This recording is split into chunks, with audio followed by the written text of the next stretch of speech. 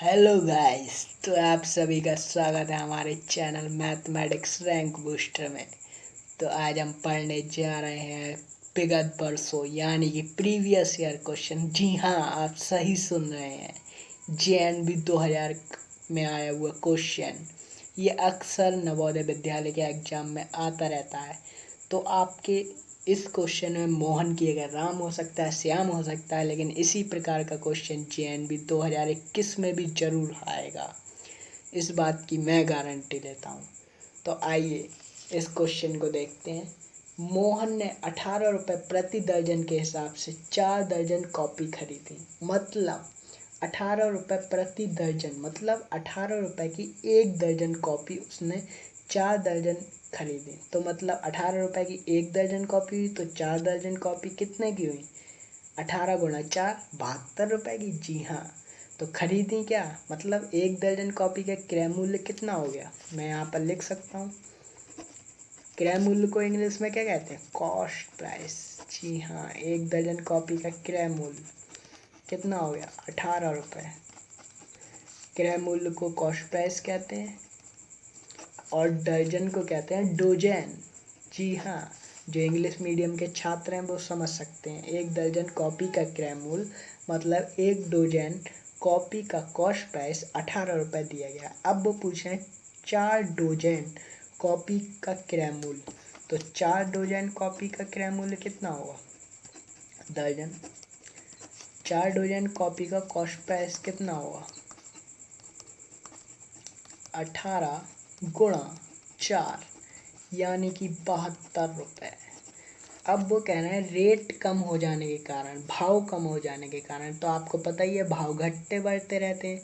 जिस प्रकार आप सुनते होंगे आए दिन पेट्रोल का दाम बढ़ गया, घट गया, तो उसी प्रकार रेट कम हुआ है। कॉपी के भी दाम कभी बढ़े आते हैं, कभी घटे आते हैं।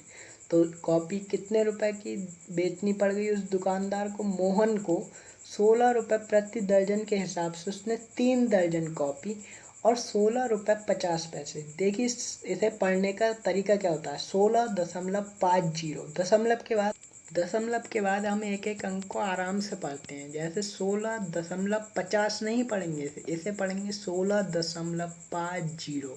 प्रति दर्जन के हिसाब से उसने शेष मतलब बची एक दर्जन कॉपी बेची। मतलब उसने 4 दर्जन कॉपी खरीदी 18 रुपये प्रति दर्जन के हिसाब से, और उसने बेची 16 रुपये की 3 दर्जन कॉपी। तो मैं यहाँ पर लिख सकता हूँ 3 दर्जन कॉपी का जो विक्रय मूल्य हुआ, 3 दर्जन कॉपी का जो विक्रय मूल्य हुआ, मतलब डोजेन। विक्रय मूल्य हम कहते हैं सेलिंग प्राइस को। 3 दर्जन कॉपी का जो विक्रय मूल्य हुआ उसने 16 रुपये प्रति दर्जन के हिसाब से बेची है। तो 16 गुणा 3 48 रुपये हुआ। और उसने जो एक दर्जन कॉपी बेची हैं वो बेची हैं 16 रुपये 50 पैसे के हिसाब से। तो एक दर्जन कॉपी का विक्रय मूल्य कितना हुआ? वो हुआ आपका 16 रुपये 50 गुणा 1। उसका मतलब आपको पता ही है, एक की गुणा किसी से भी करेंगे वो एक वही संख्या आती है। दर्जन मतलब डोजन और विक्रय मूल्य आपको पता ही है सेलिंग प्राइस। ठीक है। तो अब मैं आपको बताता हूँ 4 दर्जन कॉपी का विक्रय मूल्य कितना होगा। वो होगा 3 दर्जन कॉपी का विक्रय मूल्य हमने निकाला था 48 रुपये।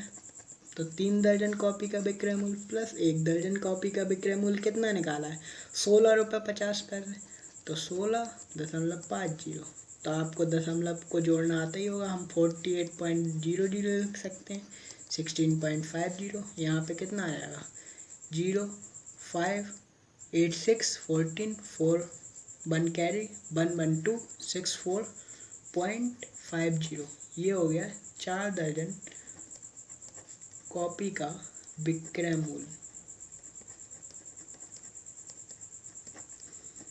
और हमें पता ही है 4 दर्जन कॉपी का क्रय मूल्य कितना निकाला था हमने? 72 रुपीज़।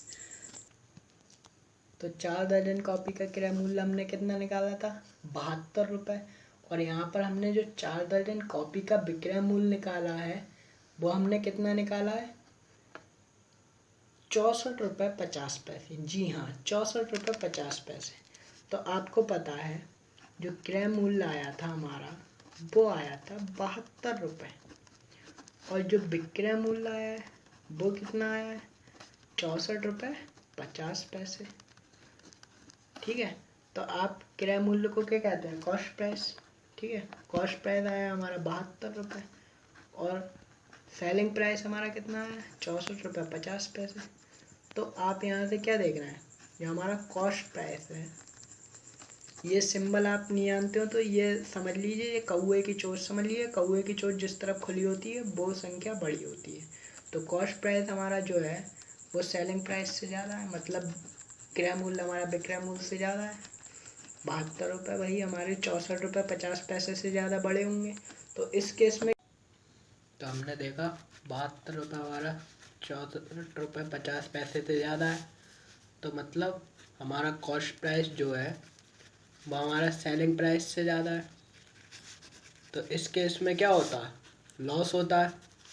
तो लॉस बराबर क्या होगा guys? Cost price minus selling price. मतलब हानि बराबर क्रय मूल्य माइनस विक्रय मूल्य। कॉस्ट प्राइस को क्या कहते हैं? क्रय मूल्य, और सेलिंग प्राइस को विक्रय मूल्य। कॉस्ट प्राइस हमारा क्या है? ₹72 माइनस ₹64.50। तो हमारा लॉस आ जाएगा 7.50। और हमें क्या निकालना है? हमें निकालना है लॉस परसेंटेज। तो लॉस परसेंटेज क्या हो जाएगा? मतलब प्रतिशत हानि बराबर क्या हो जाएगा?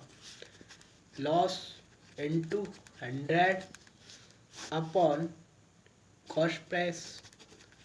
तो लॉस हमारा कितना आया? 7.50 इंटू 100 अपॉन कॉस्ट प्राइस हमारा क्या था? 72।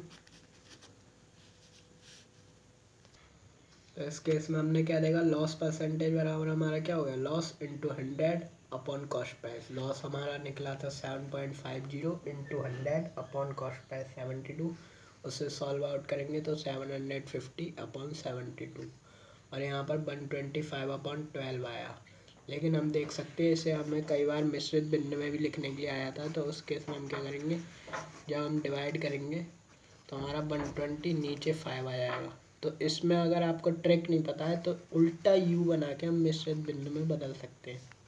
तो ये एक ट्रिक है।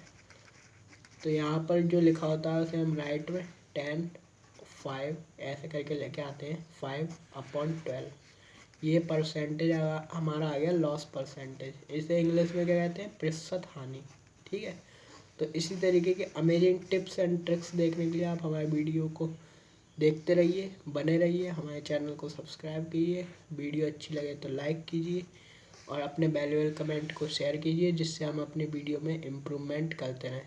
Thank you for watching, keep supporting.